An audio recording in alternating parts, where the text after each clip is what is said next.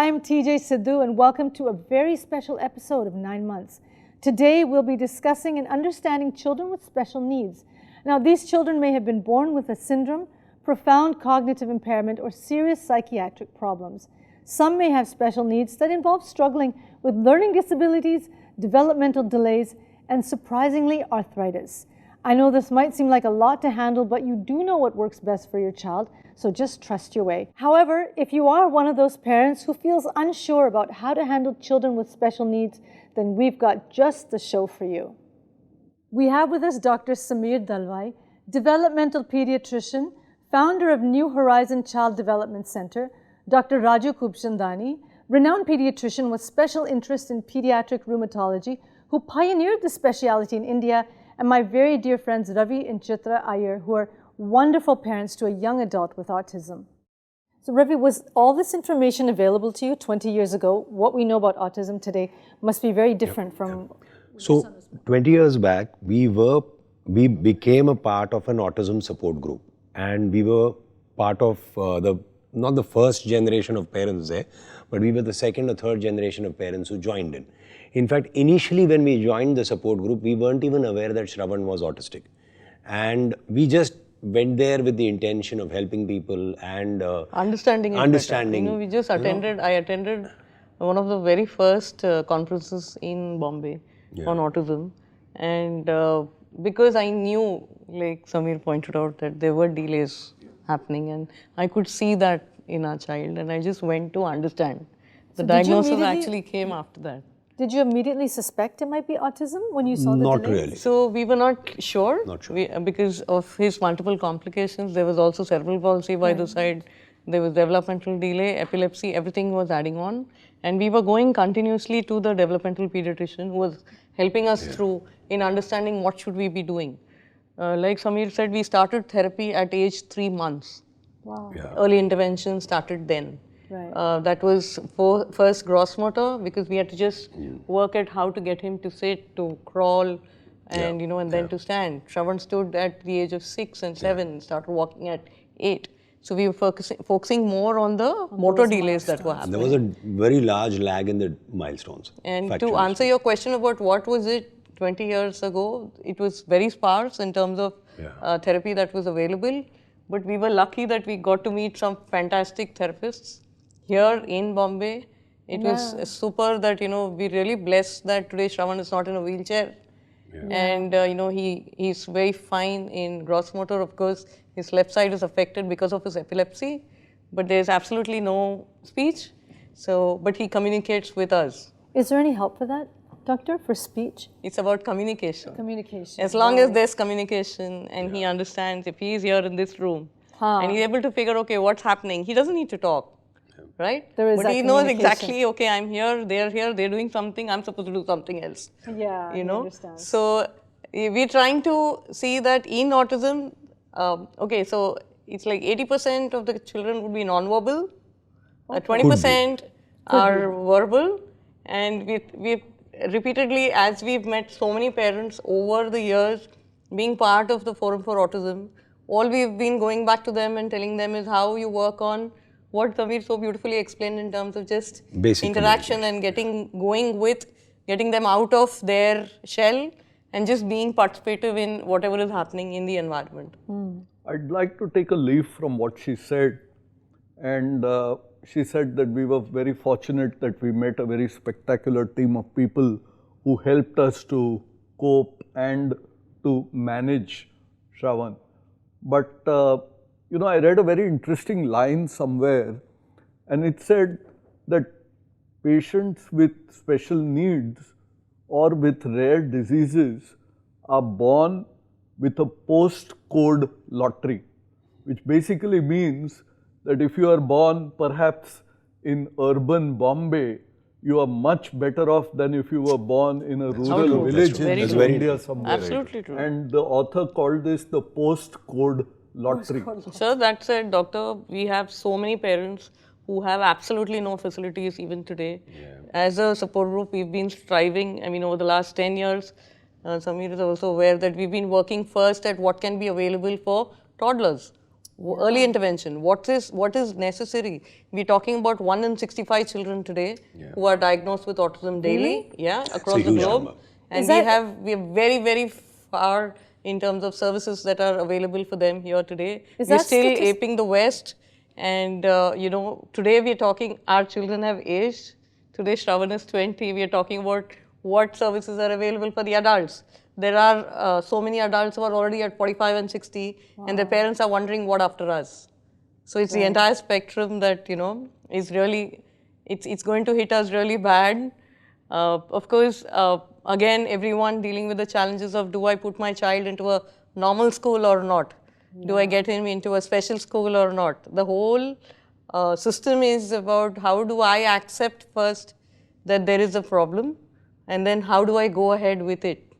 Right. So if there is a beautiful team on our side, the pediatrician, the developmental pediatrician, the speech therapist, the occupational therapist, the behavior therapist, most important, part of the team. Obviously, outside of all of the medical fraternity, it's family.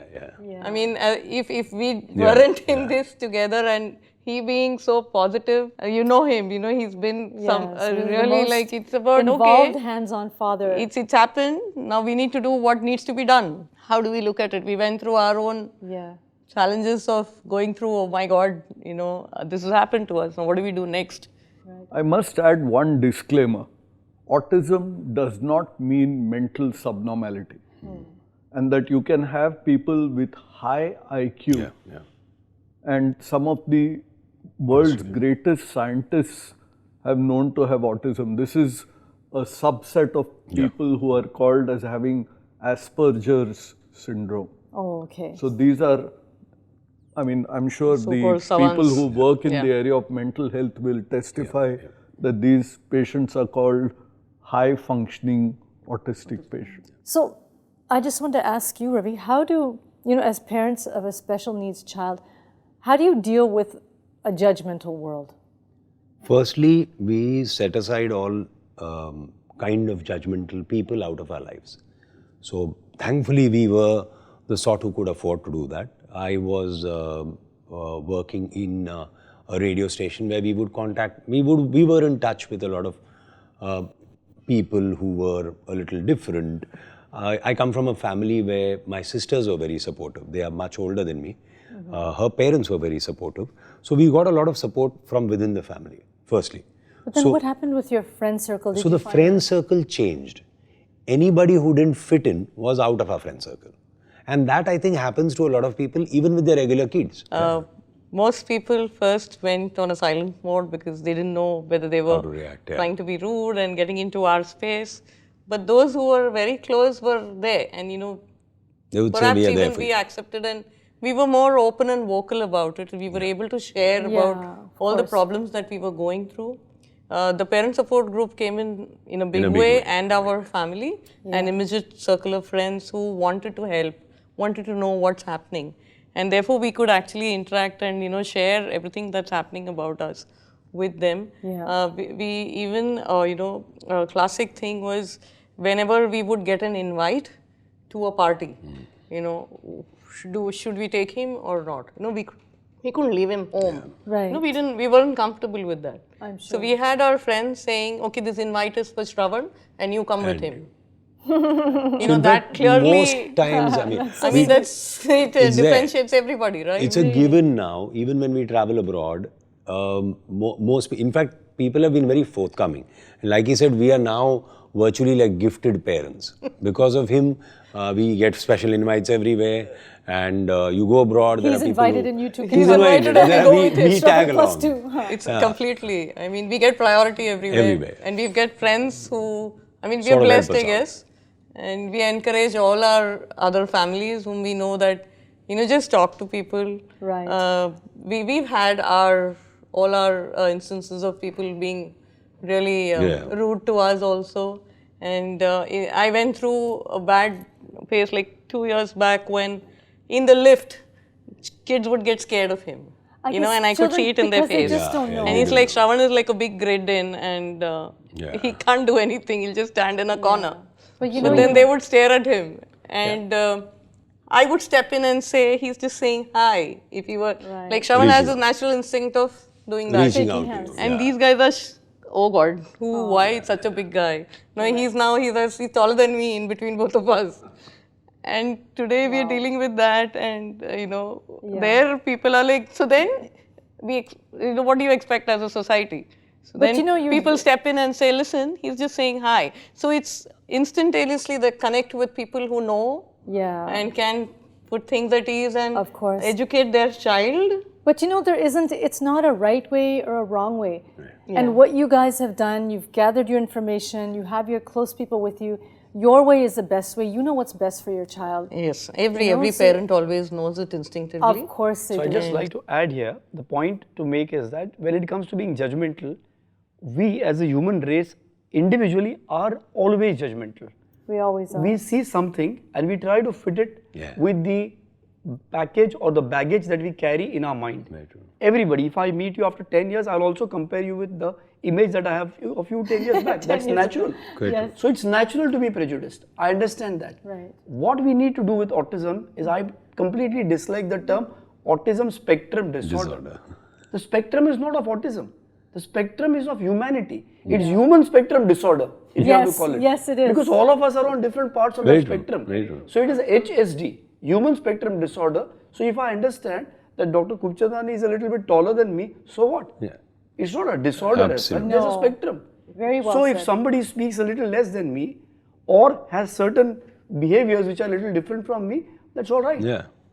So we need to take away this stigma as if I touch somebody, I have autism, he'll get autism. It's nothing like that. No. It's just a spectrum of humanity of different social development. Now everybody can't speak like a great orator. So what? Does it make him less important or less socially effective? That's the message we need to take across. That's a great message, Doctor. Thank you so much for putting that across. Doctor, now you specialize in children with joint diseases and arthritis. I didn't even know there was such a thing. Do children get arthritis? Yeah, so this is a common myth that arthritis is a disease of the geriatric or the old age group. Associated with older people. Children also get arthritis and arthritis disorders, and I'm going to tell you a very peculiar statistic that if, as we are seeing now, that polio is almost getting extinct from our country, or perhaps is already extinct from our country, then after polio, perhaps arthritis in children and road traffic accidents would be the commonest reasons for physical disability. Wow. So it is indeed very, very common, and more and more cases are being diagnosed now. However, there are several problems that these children encounter along the way before they reach a diagnosis. Like what sort of problems? So the first, I think, biggest error is the lack of awareness of the arthritis disorders in various branches of medicine or the various practitioners, general practitioners, etc. And even for the parental perception is, if they have a joint pain, they must see an orthopedic surgeon. Not true at all. No. With a joint pain, you need to see a rheumatologist. And that is the specialty which deals with joint diseases, not the orthopedic surgeon. Yeah. Doctor, how can you tell that a child has arthritis? What are the things we need to look out for? So the issue here is pain. And like we talk about milestones, like we did speak earlier, pain is a milestone that the child learns to express only after about 4 years of age. So that means it can go undetected for 4 years? So before 4 years, there are subtle clues. For example, the child not walking, or the child who used to walk and has stopped walking now. The child who gets up in the morning and takes quite a lot of time to get the spring in his step, so to say. Because then that's what we call morning stiffness or gelling. Okay, but you go even younger and the mother tells you, जब हम बच्चे को बनियान या T shirt डालते हैं तो वो एक हाथ ऊपर करता है but he doesn't lift the other one, and then you know that there is something painful that's wrong with that particular limb. So they can't lift both arms together. So he can't lift both arms together, or she's trying to wear the trouser and he can't lift both his legs alternately to put them in. So these may be subtle features, you know. And in the very newborn stage, and mind you, I've seen a bunch of kids who are newborns with arthritis. And these newborns with arthritis may have something that they call pseudo paralysis, meaning they're not moving their limbs, which you think is paralysis because of a neurological or a brain disease, but actually they are not moving their limbs because it's painful for them to move their limbs. And that's because of inflamed joints. So it's a vast spectrum of presentations across various ages. And thank you guys also. Now, all children need love and understanding and acceptance. As parents, this is what we can do, not only with your own kids, but also with kids in general. Accept them as they are. Don't be judgmental. Do not be critical. Just let every child grow their own way. Your way is the best way, so trust your instincts.